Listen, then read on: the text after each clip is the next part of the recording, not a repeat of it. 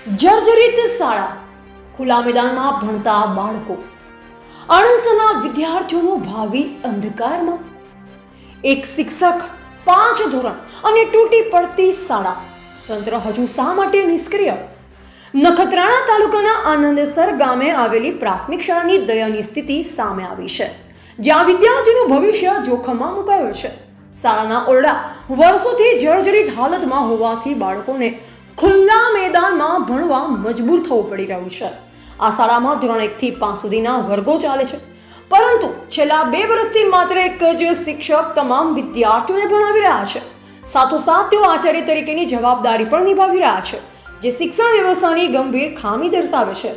મળતી માહિતી મુજબ વર્ષ 2018 થી શાળાના ઓરડાઓ ખરાબ હાલતમાં છે. એસએમસીના સભ્યો દ્વારા અનેકો વખત રજૂઆત કરવા છતાં નવા ઓરડાના નિર્માણ માટે કોઈ મંજૂરી આપવામાં આવી નથી. વિદ્યાર્થીઓની સલામતીને ધ્યાનમાં રાખી હાલ શિક્ષક દ્વારા શાળાના મેદાનમાં અભ્યાસ કરાવવામાં આવી રહ્યો છે, પરંતુ આ સ્થિતિ ચિંતાજનક છે. વિરોધાભાસ રૂપે આનંદેસર પંચાયત વિસ્તારમાં આવેલી બીજી શાળામાં જરૂરી કરતાં વધુ શિક્ષકો ફરજ બજાવી રહ્યા છે, જ્યારે અહીં શિક્ષકની ભારે અછત છે.